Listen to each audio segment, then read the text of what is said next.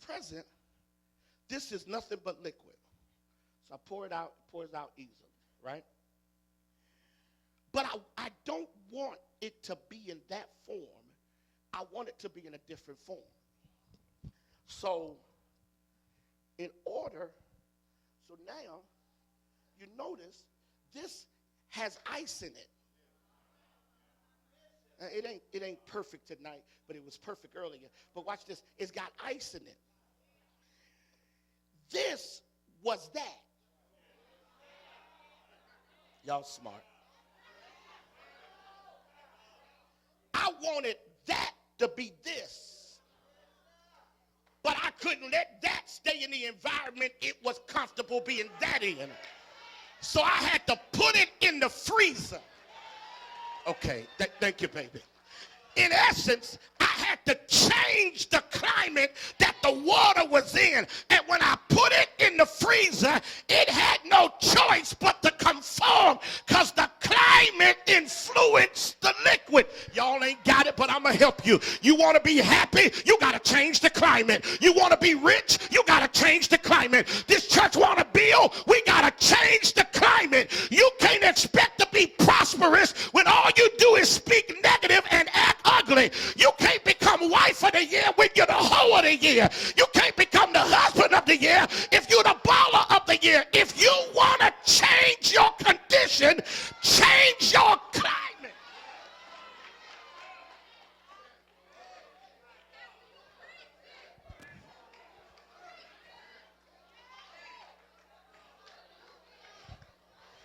You want a happy marriage, but you still have the same climate. So your attitude is stink. And now everything that happened justify why you act like that. See, that's why I ain't going to do nothing for him. Look at what he say. But you don't get it. If you want her to be happy at home, you got to change the climate. And she may not even want to act like she want to be with you. But if you change the climate, God will give you victory. I came to declare that somebody's about to get a breakthrough. But it ain't going to be because of who likes you. It's going to be because you make a conscious decision. I'm changing my climate.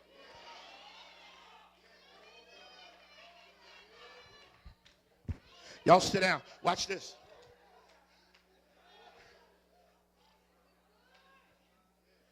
You are repelling your blessing with your attitude.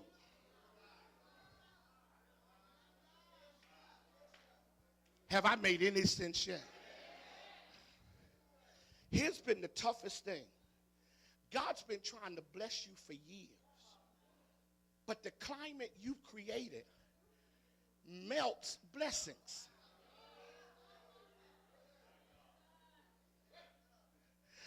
God's been trying to, listen, God's been trying to give you everything that you desire. He really has been trying to do more for you. But you know what, Tiffany, sometimes the way we are, you know what I'm saying?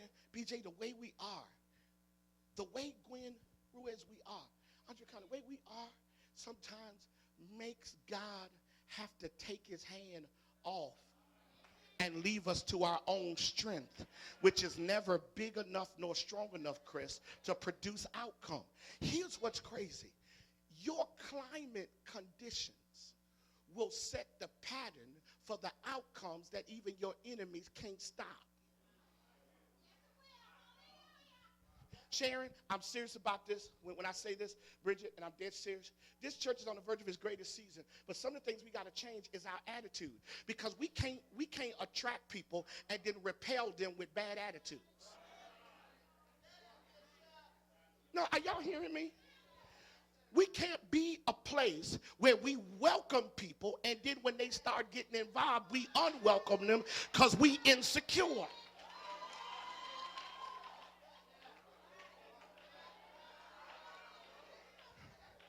I'm trying to help some of you. Cotton, the genius of great ministries is the climate lets folk grow.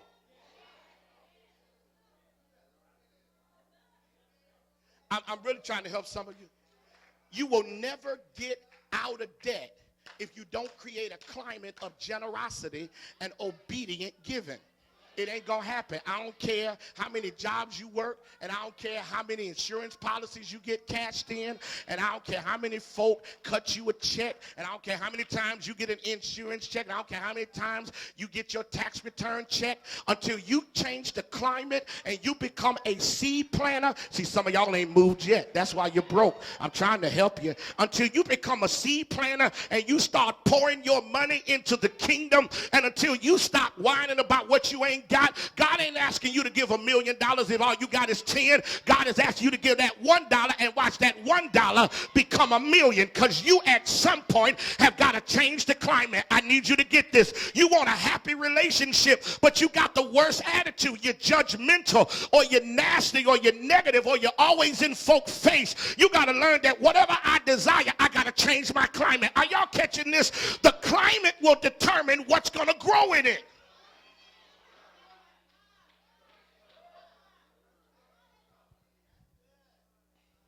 I'm dead serious about this. This has been one of the great lessons for me today. Moses created a climate where the sea had to open. And here's what's deep. And Paula Banks, everybody around him was trying to create a different climate. Because everybody was saying, man, we about to die. We about to die. And Moses kept saying, God, what we going to do? And God said, just do what I tell you to do. Stick the rod over the water. But when you stick it over the water, stick it and move. See, that's the genius of the text. He didn't say stick it and stand there. He said stick when you.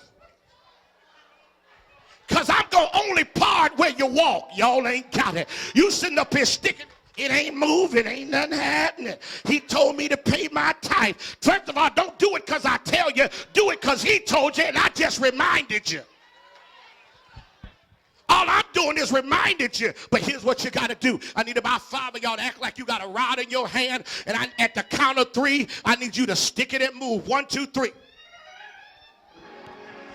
Because the enemy knows when you start moving.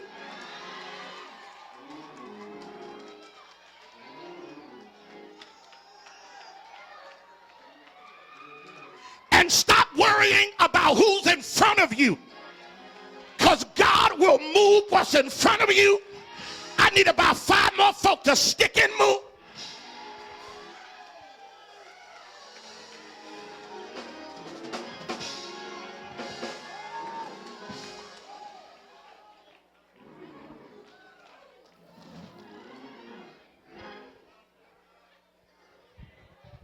Watch this.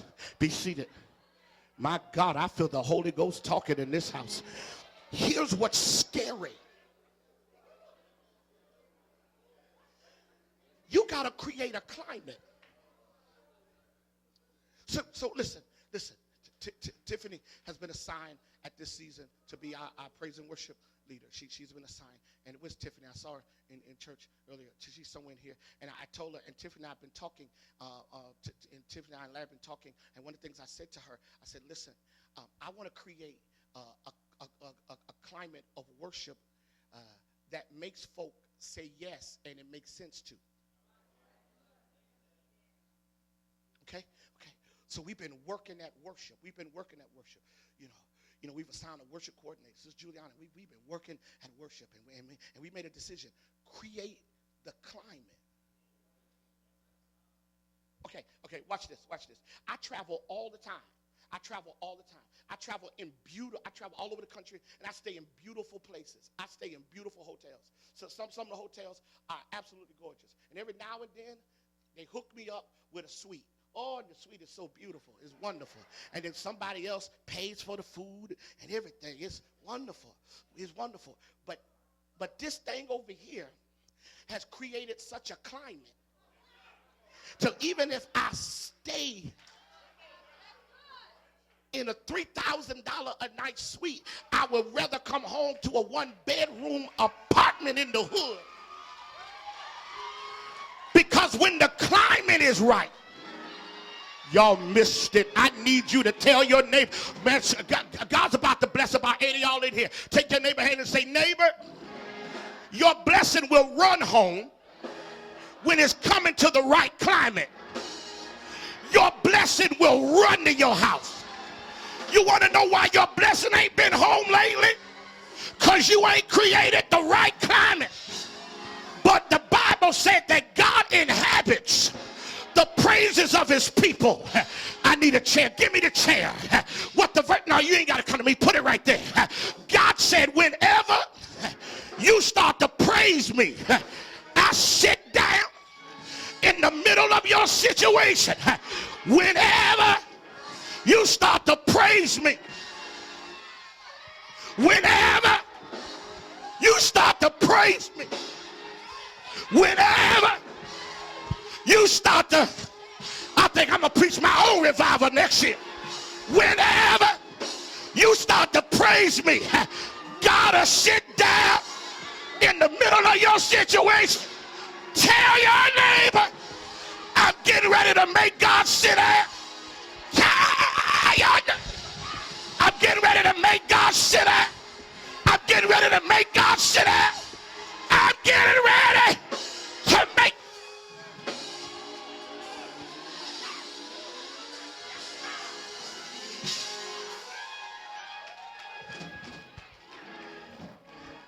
Y'all sit down.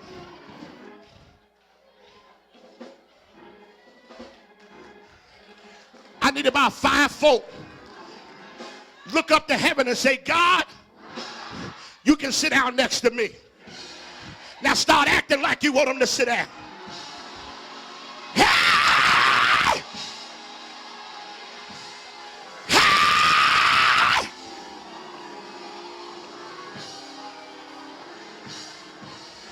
I need a miracle. Sit down. I need a breakthrough. Sit down. I need a turnaround. Sit down. I need healing. Sit down. I need my child come home. Sit down. Somebody tell God, sit down. Sit down. Sit down. Yeah, yeah, yeah.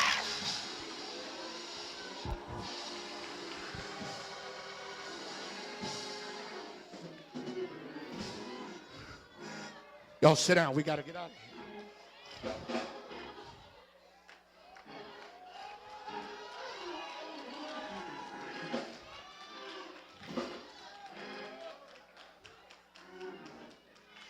Okay, I'm going to say something. Going to sound crazy. We got songs that say I'm chasing after God. That's good. But maybe you can get to a season where you ain't got to chase him because he's sitting next to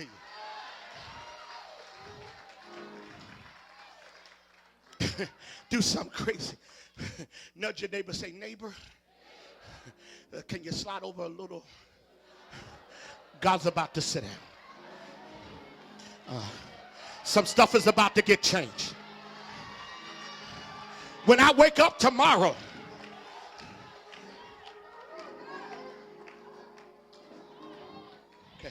okay, y'all sit down. Watch this.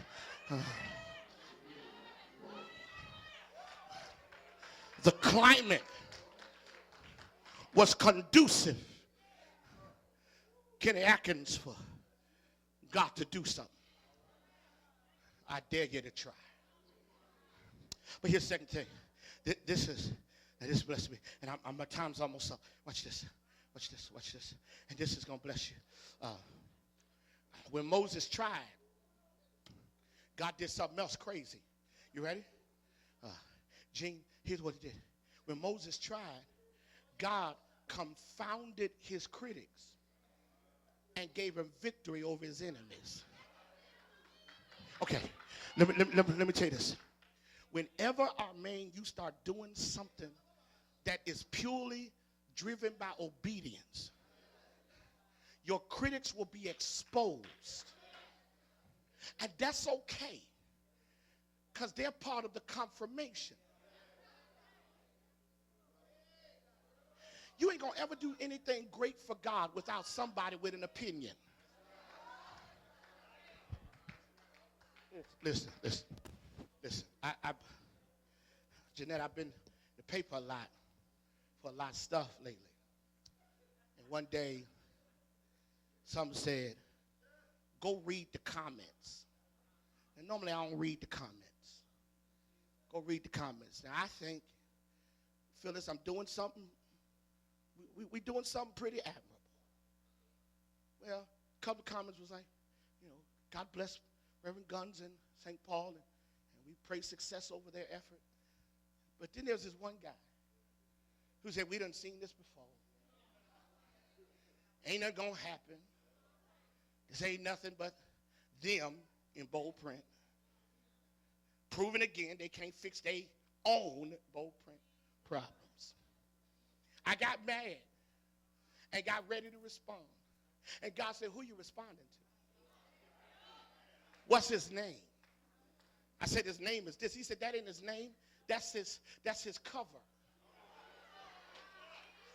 Sometimes your critics dress up like they're your friend.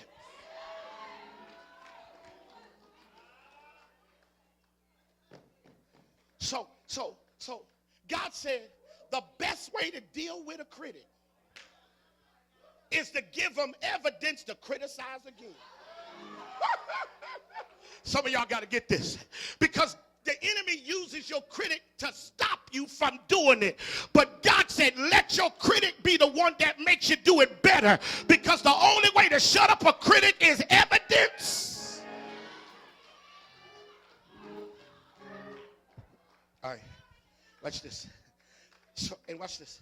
I'm going to help y'all. Watch this. Y'all ready? It's going to bless you. Sometimes your critics need you. So you ain't got time to be having a conversation with folk that need you, because they can't get across the water without you. Ben, stop letting folk who can't swim stop you from walking.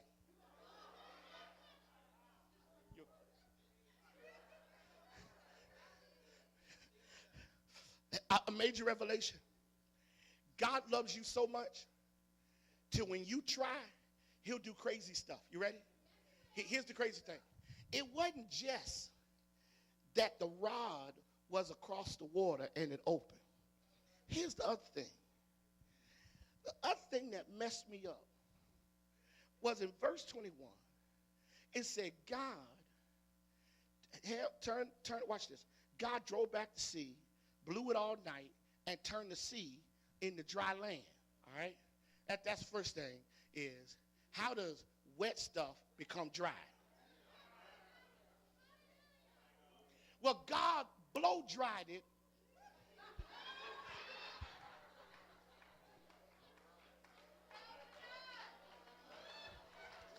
I'm doing the best I can.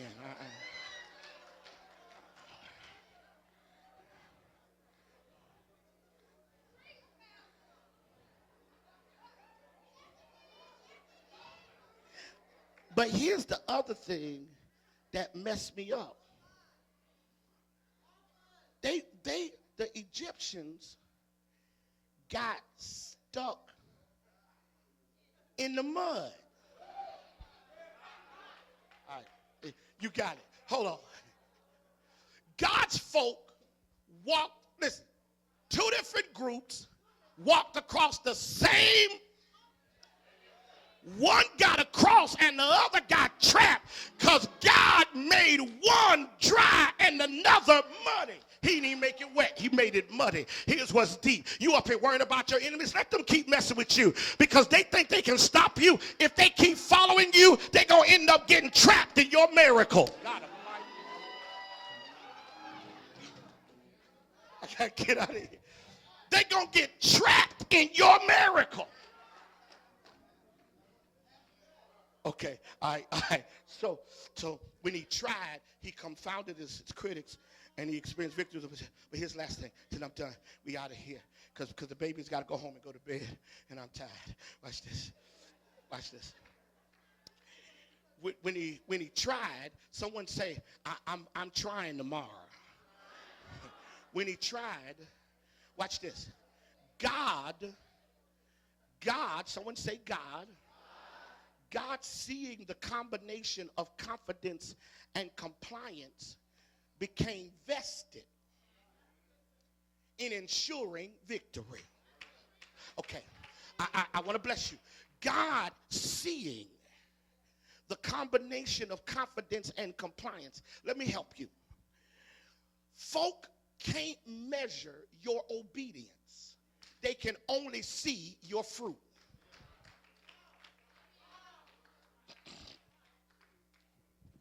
They can't measure your compliance.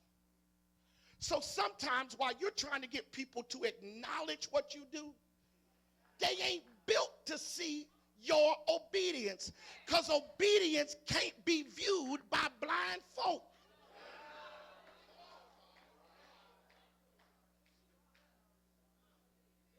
So you sitting around here hoping that they applaud you because you doing right. Then first of all, you doing it for the wrong person, and you doing it for the wrong reason. Man, get this. You got to stop. Listen, I learned one thing about my life. My life is a marathon. It ain't a sprint. Sprints may be televised, but marathons is where endurance is achieved. And God saw this man's confidence and compliance. He saw it. He saw confidence and compliance. Someone say confidence and compliance. And here's what's crazy. You ready? And I'm out of here. I'm out of here. Let's ride. I'm out of here. And here's what's crazy. And when he saw confidence and compliance, God became vested. Okay. God became vested. Up until here, all you're seeing is what God is saying. God ain't done nothing yet. He just talking. He said, stand still, see salvation of the Lord. Tell them stop all that crying and stick the rod out. He ain't done nothing yet. He just talking. Now we do know when he talks, stuff happen, but sometimes he talking to see if you'll keep doing, because he gonna start doing if you keep doing, because eventually he gonna go from talking to doing. And if you stop doing, he gonna stop talking and stop doing, which means you're gonna get stuck on the other side with something that's been trying to kill you. So what you got to do is you got to keep doing even while he's talking, because sometimes when he's talking, he ain't doing. But if you keep doing while he's talking, he going to eventually start doing, because he ain't a God that lets you outdo him. I got to get out of here. Get out of here.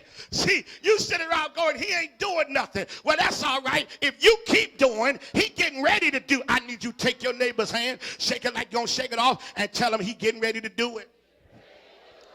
Tell him, I know he is. I know it. My God, I feel a holler in my belly. He getting ready to do it. Look at your neighbor. Tell your neighbor he's getting ready to do it. Tell him, if you don't panic and if you do what God telling you to do, he's getting ready to do it. Oh, y'all ain't helping, Pastor. Look at your neighbor. Say, neighbor, I know you've been doing it for a while, but God is so faithful until he won't let you do it by yourself. I came to encourage somebody. Don't you give up. And don't you give in, because God is about to do it. And this time, when he does it, you'll never see it again. I got to get out of here. But is there anybody here that came tonight and to tell the Lord, no matter what I go through, I ain't going nowhere, because I know one thing, Patrice, if I hang on in there, he's able. Oh, shucks here. I feel like preaching. He's able. I think there's one more in me. He's able to do exceedingly above anything you could ever ask or hope for. So I came to tell you to dust off yourself. Go get your rod and stick and move, because I'm a living witness. He may not come when you want him to come, but is there anybody here that's a living witness? When he comes, he's always Somebody throw your head back and holler, always. He's always. Ain't he always? Gotta get out of here. I'm so glad tonight I see a miracle in the room. I see a miracle in the room. I see a move in the room. I see an open door in the room. I see healing in the room. I see breakthrough in the room. I see joy in the room. I see a new house in the room. I see a relationship in the room. I see it in the room. So I need you to help me. Look at your neighbor and say, neighbor, ain't gonna bother you no more. But I declare tonight that it's in the room. And since you're in the room, you might as well get yours, because I'm sure gonna get mine. Because I came tonight to tell the Lord, whatever you got, I want it all. Is there anybody here that came to tell the Lord, whatever you got, I want it all? I don't know how you feel about it, but I'm so glad I serve a God that's got all power. Somebody holler power. Power. Power. Power. Ain't he all right? Ain't he all right? Ain't he? Ain't he? Ain't he? Ain't he?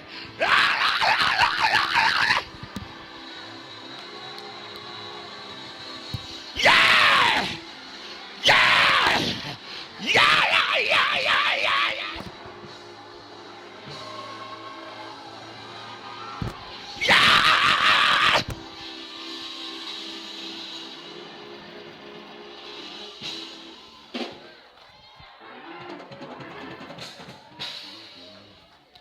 I dare you to try.